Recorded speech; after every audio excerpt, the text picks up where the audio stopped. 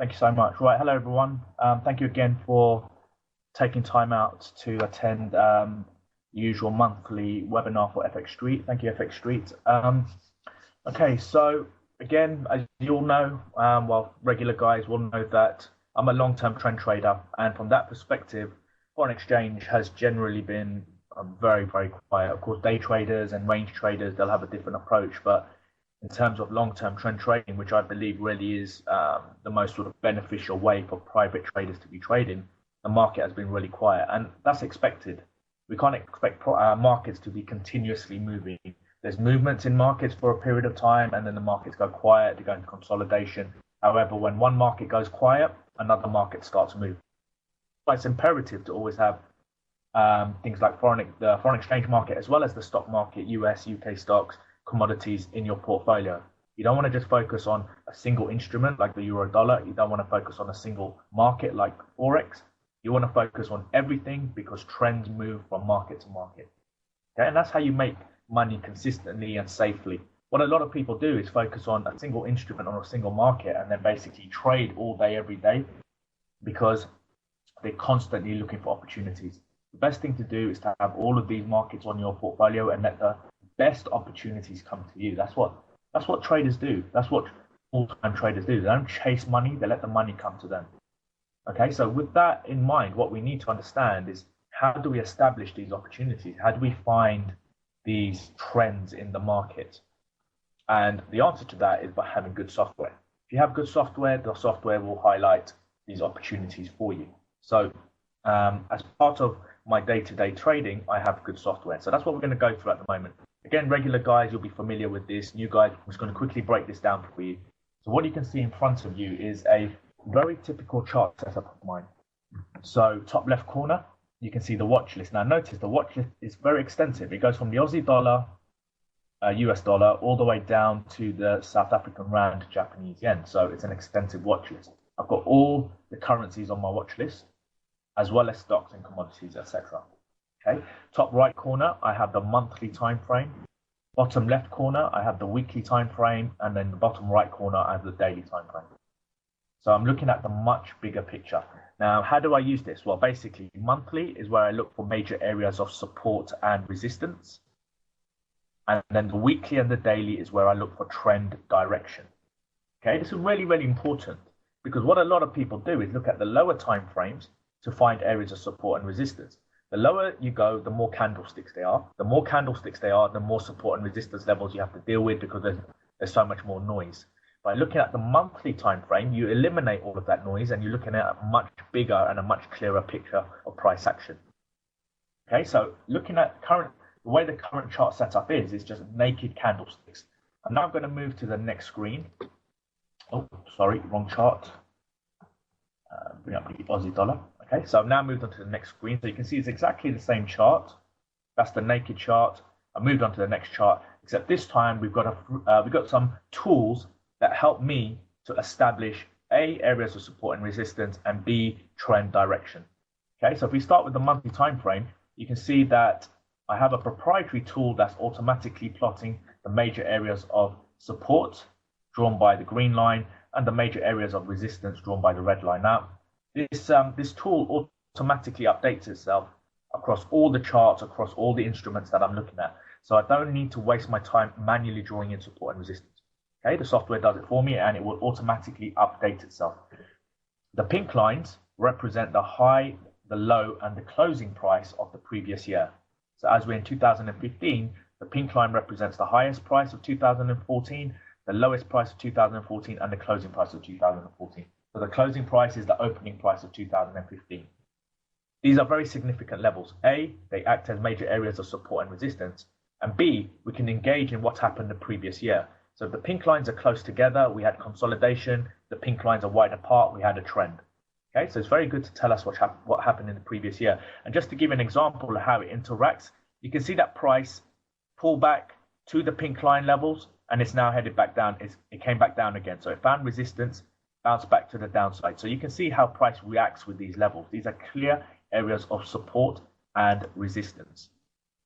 Now, beyond those levels of support and resistance, I look at round numbers, and round numbers are every 1,000 pips. So current price action is around 0.80. As the trend is down, and as I'm a long-term trend trader, I want price to then target the next round number at 0.70. Now, of course, this isn't guaranteed. What I'm doing is looking at levels that price could potentially aim towards when it's in a trend. So as the trend is down and current price action is going through consolidation, now remember, this is a common feature to price, trend, consolidation. What we're waiting for is a breakout. As the trend is down, I favor a breakout to the downside. So if it breaks out to the downside, I want it to target 0.70, 0.60, even 0.50. Now, if you look to the past, you will see that price has these pivots at round numbers. So if you look at the highest point, it's 1.10. If you look at this point here, 0.60. If we look at the lowest part, it's around 0.50. Now remember, these are zonal areas. They're not hard levels, they're zonal areas. The price interacts with round numbers. Okay, so I favor a breakout to the downside where it then targets 0.7. If I get a breakout to the upside, I want it to target 0.9. So you can see how I'm looking for round numbers. I then look at the weekly and the daily time frame to give me the direction. So now that I've established my areas of support and resistance, what I now want to establish is whether price is going to go up or down in that area of support and resistance. So if I start with the weekly time frame, I've got two indicators on here. The first one is the weekly 200 moving average. Now that gives me a bias in price action. So when price is above, that's a bull market, and when price is below, it's a bear market. So when I'm above, I'm looking to go long, and when price is below, I'm looking to go short. Okay. Now the other indicator I've got on here is a trend filter. So the trend filter highlights areas of bullish and bearish trend. So if we go to the naked chart, you'll notice that I've got the red, bearish trend, breather, bearish trend, breather, bearish trend, consolidation. You'll notice that this goes from red to green to red to green. It interchanges. However, if you look at my trend filter, it's just red. So the trend filter is simply highlighting areas of bullish and bearish trend. What I'm looking for is bullish, the green trend filter in a bullish environment, so above the 200 moving average, and the red trend filter below the 200 moving average. I've got that same logic on the daily time frame. I've got the daily 200 moving average giving me a bias, and I've got that trend filter switching from red to green. So what am I looking for? Well, in a bear market, so first of all, I establish my areas of support and resistance on the monthly time frame. Once I've established my areas of support and resistance, I then want to understand whether I'm going to go long or go short. What I'm waiting for to go long is price to be above both above both 200 moving averages and the trend filter to be green. And when I'm looking to go short, I want price to be below both 200 moving averages, and I want the trend filter to be red. If there is any other combination, I stand aside. Okay, so very, very clear rules. Above 200 moving averages, green trend filter, below the moving averages, red trend filter. Anything else, stand aside. Okay, I'm just going to go to the chat box. Can I get a quick yes? Can I get a quick yes, please, that you guys understood that?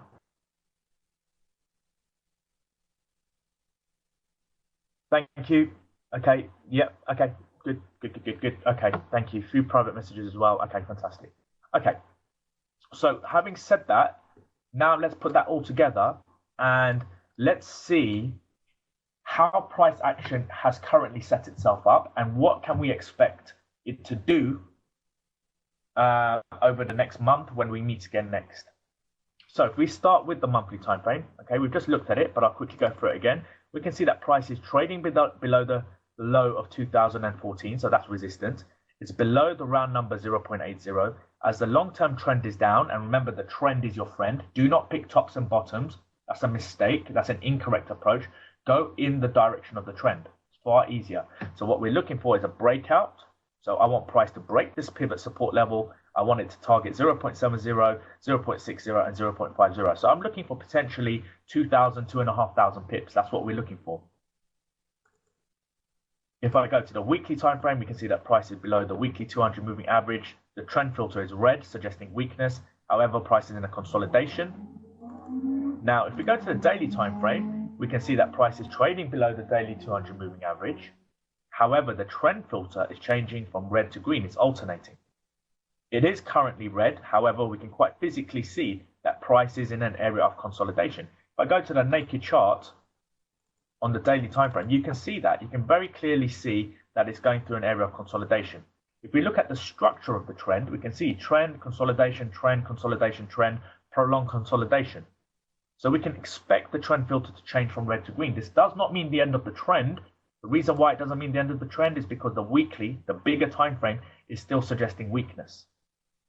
The daily time frame is now red again. So what are we doing? We stand aside until we get a breakout of the pivot support level. Until then, price in the consolidation. Now, of course, I understand that range traders will go long off the support and short off the resistance. I get that.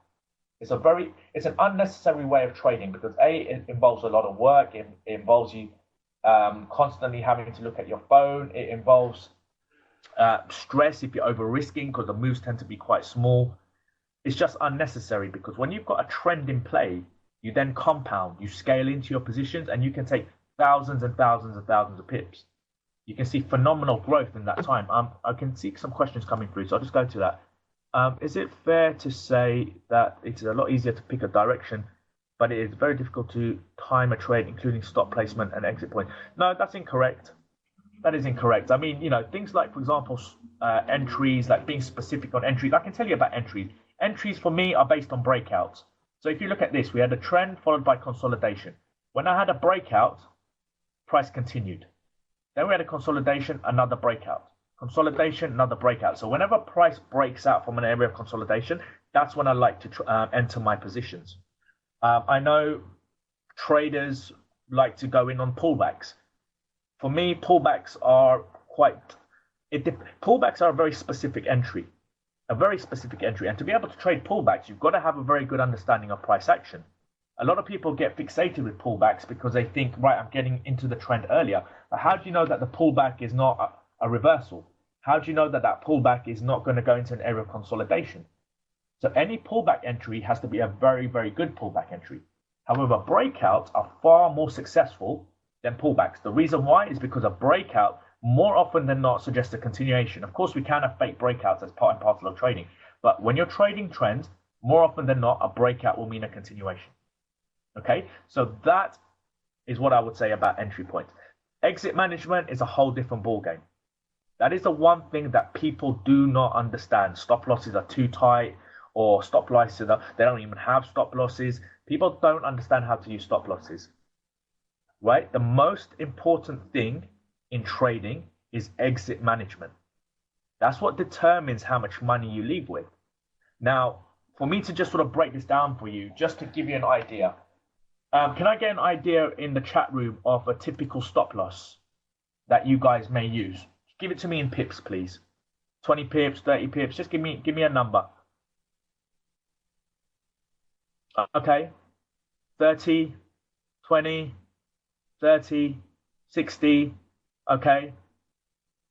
Okay. Right. Okay. Right. So, guys, look, put it this way. If you take the average true range of a particular currency, and that average true range is 110 pips a day, and you're using 30 pips, 40 pips, 50 pips stop losses, what's going to happen? Okay, you have a very, very good chance of being stopped out, because the problem with a lot of traders is that they want to get into trading and they want to make money straight away. Yeah, you're going to get stopped out. So as soon as you get entered into a trade, you want price to return a profit. You want instant success. I'm in, I want profit. Get in, get out. But what is the logic of a stop loss? You have to understand this. A logic of a stop loss is an environment where you're happy for price to go against you before coming in your favor.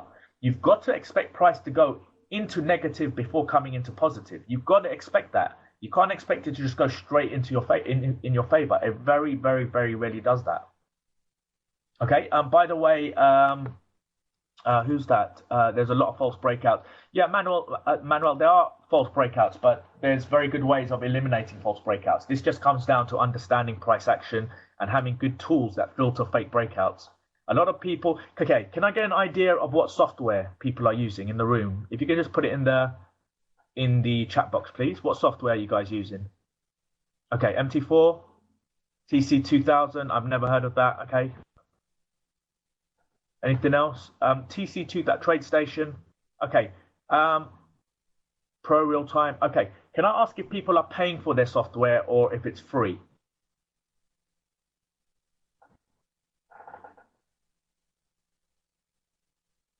Okay, free. Who's paying for it? Sorry, the name's going up. 45 euros. Yeah, if it's e-signal you're using or pro real time, yeah, they charge. Okay. Okay, a lot of the time people use free source software. Guys, you have to question why it's free. The reason why it's free is because it's not very good. All a broker really wants you to do is open an account and start trading. There's a logic to why stuff is free. What people need to do is invest in good software. And not only do they need to invest in good software, you've got to have the right proprietary tools that work. Just paying for data from eSignal and using their bog standard Bollinger Bands and Donchian channels and whatever they provide you, using those bog standard tools is not going to give you results.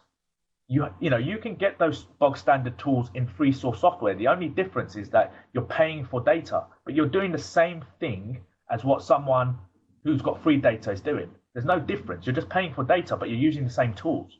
You've got to have a very good understanding of price action first and foremost. And then you've got to have proprietary tools that give you that edge. Okay, so when it comes to exit management, going back to what we were talking about, exit management requires a whole set of skills that can't just be sort of thrown out in a 45-minute webinar. It requires training. What I would say is look at the ATR, and if the ATR is 100 pips and you're trading at 20 or 30 pips, then you're doing something wrong there. Okay, does that help, guys? Can I get a quick yes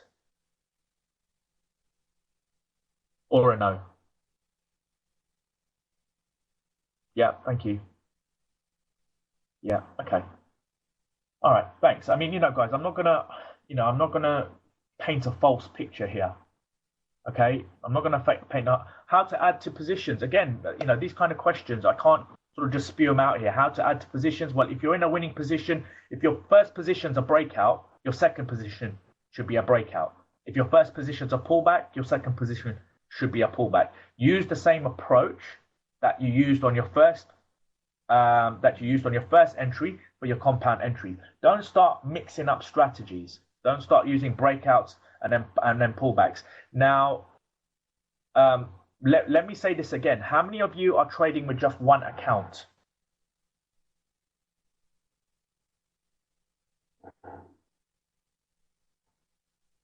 How many of you are looking at? So you've got all your money in just one trading account. Can I just get a quick yes? One account, 3 accounts. Okay. Yeah. Okay. Good. Okay. Some of you guys are giving good answers. Some of you guys, okay, it depends on where you are on your journey. If you've got just one trading account, you can't mix strategies. Okay. I have 8 different broker accounts. I've got my money spread across 8 different accounts. I'm not going to put all my money in one account. I've spread it across 8 different accounts because I've got accounts for Forex, I've got accounts for stocks, I've got account for commodities. I've got pullback strategies, I've got breakout strategies. So I've spread my money across different accounts. So I use breakouts in one account, in Forex, breakouts in stocks in another account, pullbacks in another account. Everything is spread out. It's all very meticulously planned. It's a business. So you guys got to have that same approach. Okay, let's do some analysis. Let's move on. Let's have a look at what's been going on. I mean, tomorrow's NFP, by the way, so you really want to be staying out of the markets. Do not trade NFP. If you do, it's not going to make you rich, guys. It may make you a bit of money, but it's not going to give you wealth. The reason why people are trading is because they want wealth. They want consistent returns. The problem is that most people want it quickly. They want instant gratification. It doesn't happen that way. Okay, if we start with the euro dollar, long-term trend is down. You can see that it found resistance at 1.40, round number. Weakness to the downside, currently finding consolidation around 1.10, round number. So the move was 3,000 pips. I started entering at 1.3. Why? Because if we go to the weekly time frame, we can see that my trend filter changed from green to red above the weekly. But we don't go short until we're below the weekly 200 moving average. When it started going below the weekly 200 moving average, I then had the round number acting as support. I waited for 1.3 to be broken, and this is when I started shorting. Between 1.3 and 1.1, when I got stopped out, this was a period of 7 months. This is a move of 2,000 pips, but I had 5 compound positions running, all with multiple lots, all not risking more than 2%. And this leveraged to 15,000 pips and returned me 55% on my account. Okay, is that clear, guys? 15,000 pips on a 2,000 pip move and 55% on my account. And what have I done? I've done nothing. All I did was get those compounds in early in September. That's when I got all my positions running. Between September and April, when I got stopped out, all I did was let my positions run, and I managed it manually with a trailing stop loss. So my trading time day to day was no more than 10 to 15 minutes doing whatever I had to do. See, that's the power of trend trading. Minimum work, minimum time, minimum stress, maximum consistent profit. This is what people like Warren Buffett do. Okay, he's an investor, but his application is the same. The turtle traders did this. John W. Henry, the guy who owns the Liverpool Football Club, he did. I don't know if he's still trading now, but he made his billions from trading commodities. So all of the best traders in the world have all had long-term approaches. This idea of day trading and sitting in front of your computer has really come about because of the internet giving us market data and being able to look at 5-minute time frames. Before the internet, they didn't have 5-minute time frames. Everything was done by hand. So there has to be a different approach. If we go to the daily time frame, if you go to the daily time frame, we can see that when price broke 1.30, which was around here, the trend filter was red, and price was trading below the daily 200 moving average. By the time I got stopped out, so I started entering here. See these moves here? This is where I got all my compound positions in. Now notice what happens. A trend is full of moves and pullbacks. It's during these pullback periods that a lot of people start panicking. Okay, a lot of people start panicking because they're thinking that the market is going against them. Okay, when in fact all it is a breather before a continuation. That is why a trend filter is really powerful, because it eliminates all the noise. After every move, there has to be a correction, and you can see that price is now consolidating. The trend filter has changed from red to green. This is where I got stopped out. Okay, now what I'm looking for is a breakout. If it breaks this low point, we can go short. If it breaks the daily 200 moving average, trend filter is green. This is when we can start looking for buying opportunities.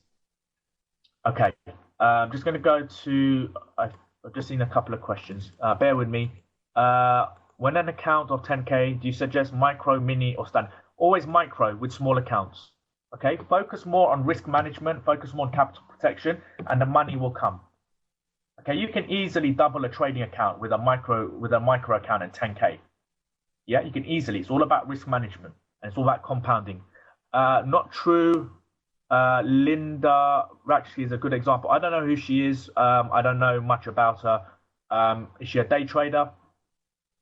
So yeah, I can't really comment on that. How long it took your in and out on the euro dollar? 7 months. By the time I entering positions takes minutes. By the time I exit, it was 7 months later. It's simple moving average, yeah. From in and stop out, 7 months, Linda. By the time when I entered, it was September. When I exited, it was around May. So you're looking at about 7 months. You're welcome. Okay, let's have a look at some of the pound currencies, because they're looking quite interesting. So if you look at the pound, we can see that, yeah, okay, short-term trader, well, it's fine. For every one short-term trader that makes it, there's many that don't. Remember, the success rate is 95%. Sorry, excuse me, the success rate is 5%. So what are the 95% doing? You know, I'm not saying that you should adopt this approach. I'm doing these presentations for FX Street because people are looking for a different approach that can be adapted around work. They've got lifestyles. You know, they don't want to have another approach that is similar to a 9 to 5. They want something that's different. They want an approach where the money is working for you and you're not working for your money.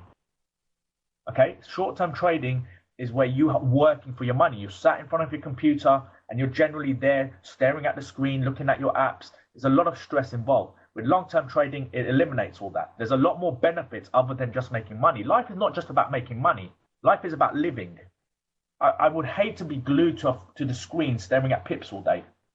What I'd rather do is take a little bit longer to grow my account and then have a life around my trading. This is just something that helps me leverage my money.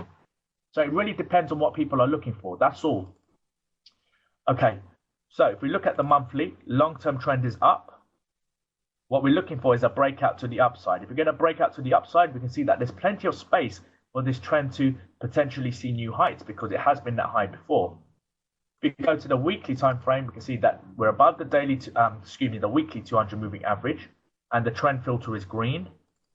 And if we go to the daily time frame, we're above the daily 200 moving average, and the trend filter is green. We can see that we're having bullish moves to the upside. So if we start getting breakouts, these are potential entry points. Pound Canadian dollar doing something similar.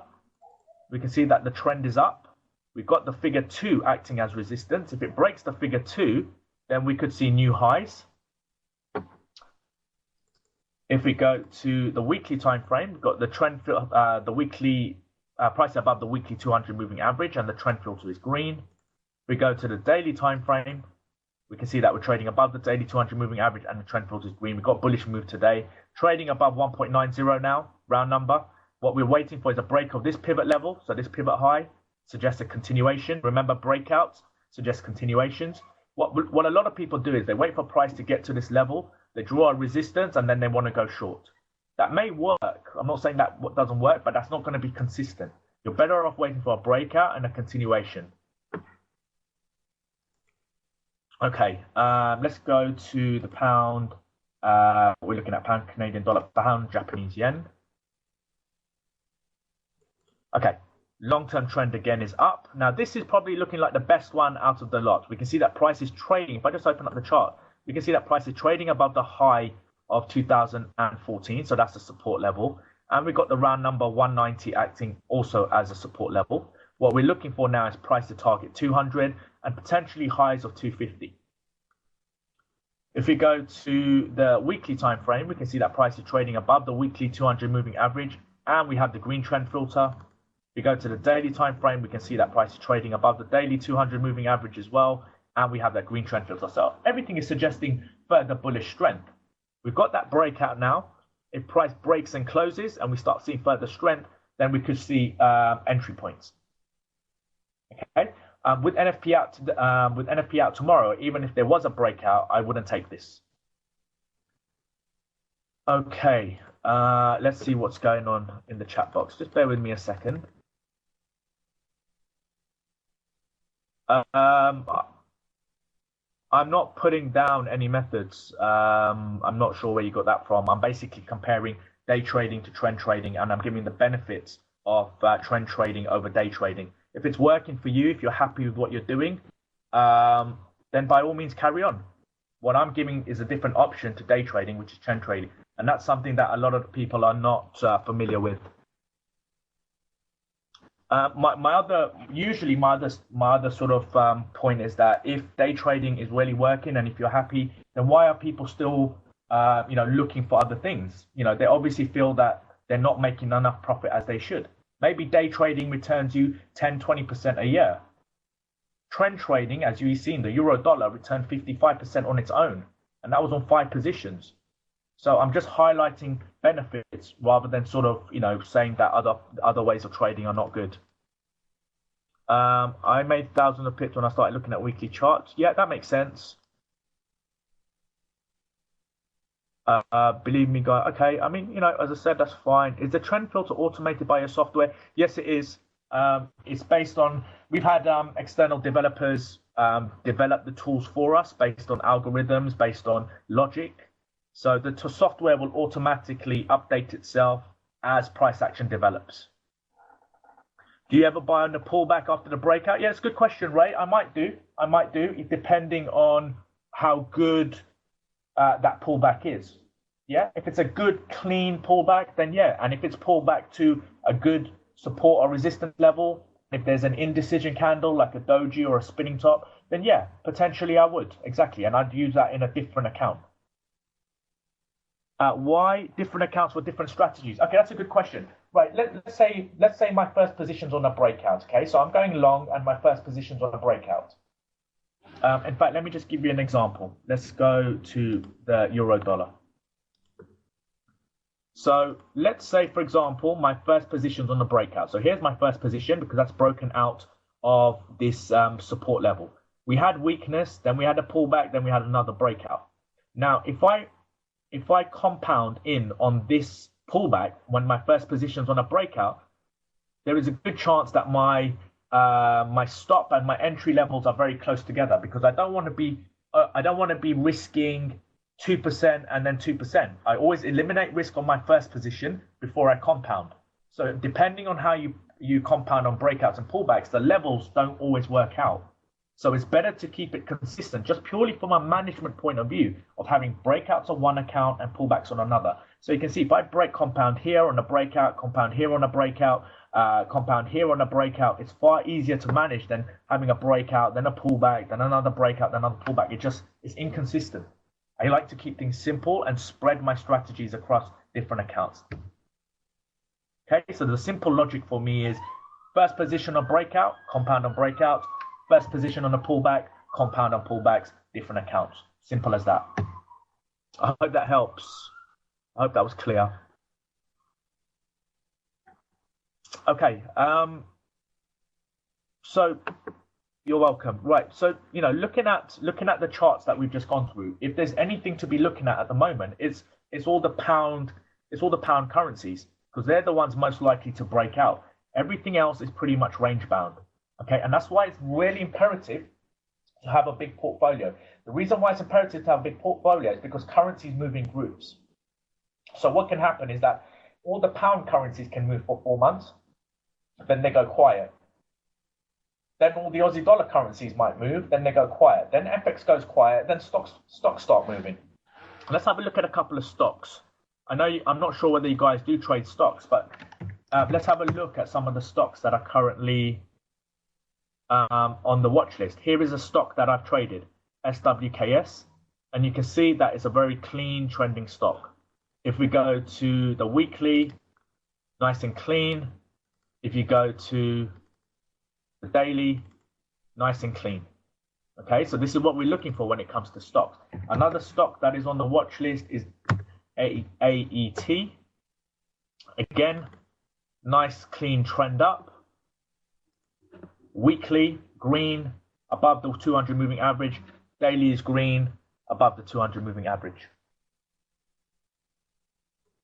Okay, nice, clean, trending stock. So it's really, really important to have stocks and currencies that make up your watch list.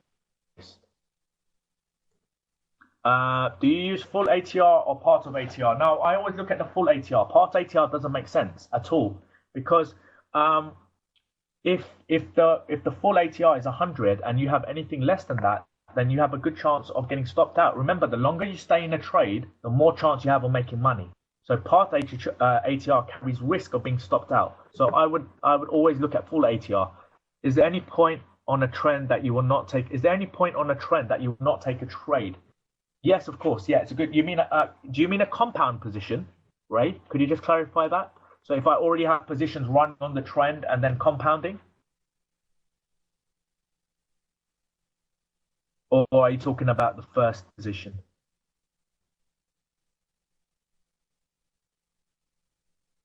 Okay, Ray, you still there? Okay, well, I'm assuming it means compounding. Your first position, well, okay.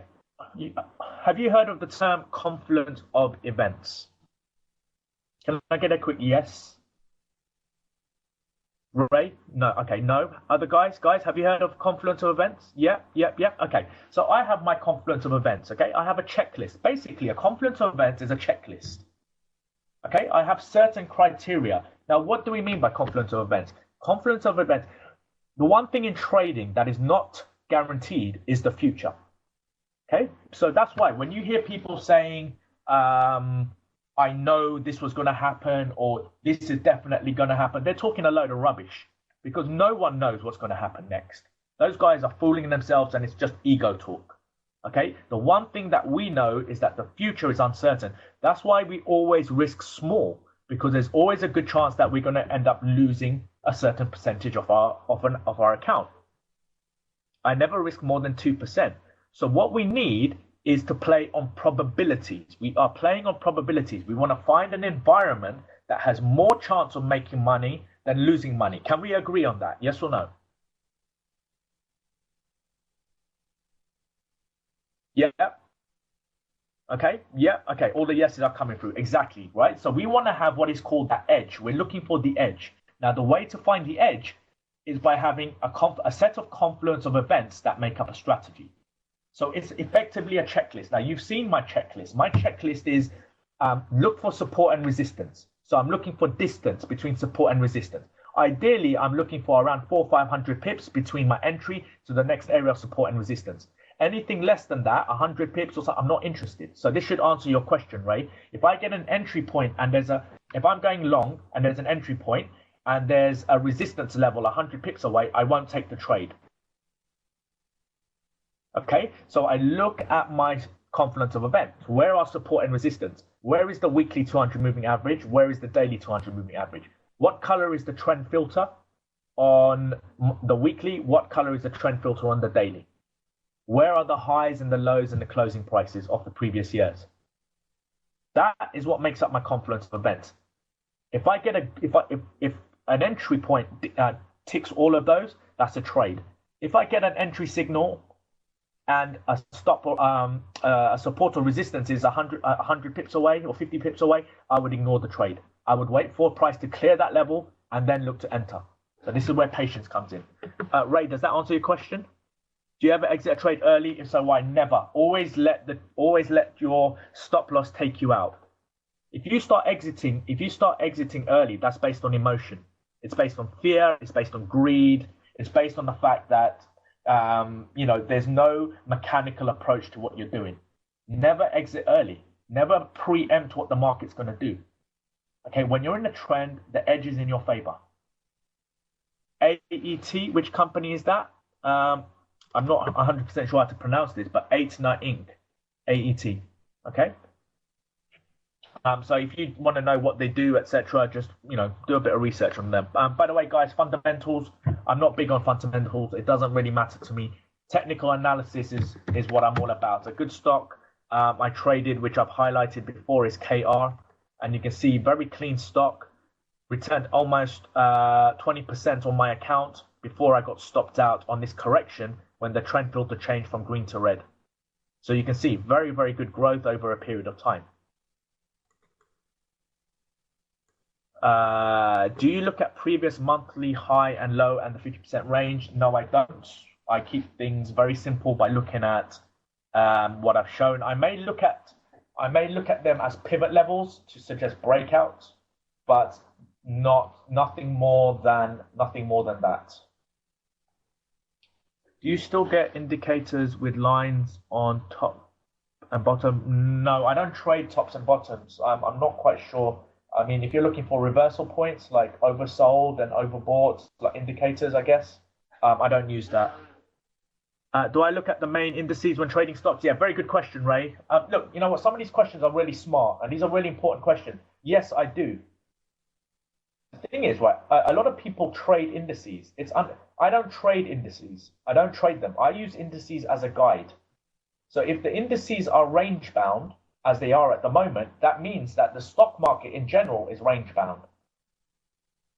Okay, if the indices are all in a line, when I say the indices, I'm looking at the Dow, the S&P, and the Nasdaq. They're the three main indices that I look at. So what I'm looking for is them to break out so that we're in a bullish market, or for them to be consolidating, which is when I go into capital protection. At the moment, the indices are in consolidation.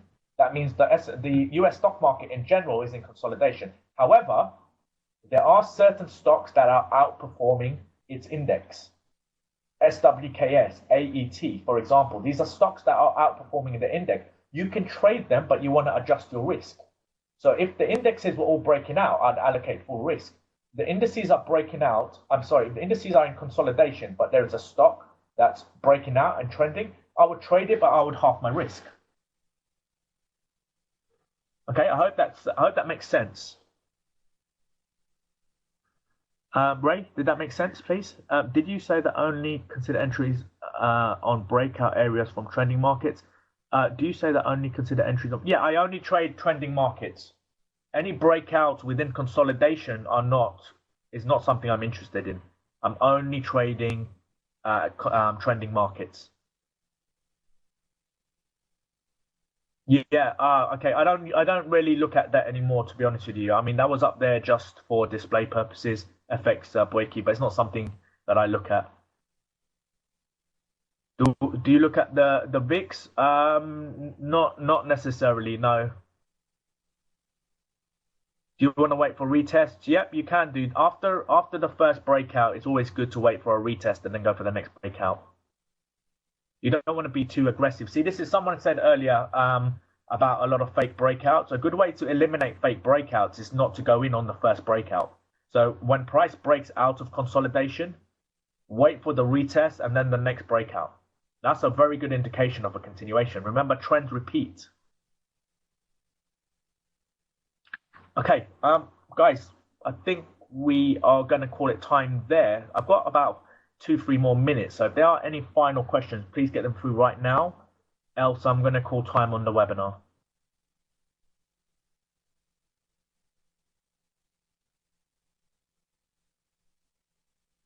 Okay, I think that's it.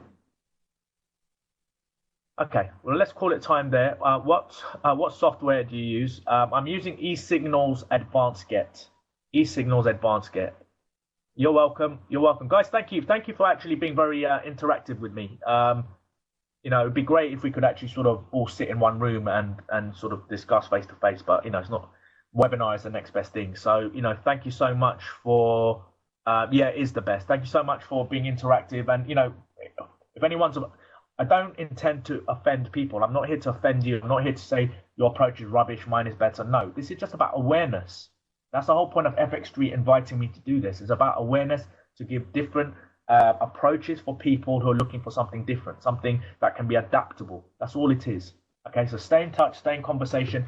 Let me just direct you to a couple of websites so you can stay in touch with me while, you know, sort of until next month. If you want to read more about me and my journey, I've got a profile here, which is about.me/Zaheer Anwari.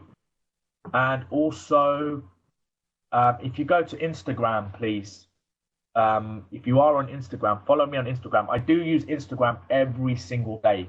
I put up a lot of charts and sort of, you know, I do put up little motivational things, but behind each motivational thing, there's usually some kind of reason behind it. Okay, so there's a lot of explanation that goes into the reasons why I'm putting this stuff up. So I'm very active on Instagram, so please follow me. Okay, guys, have a great day, and see you next month on the next webinar.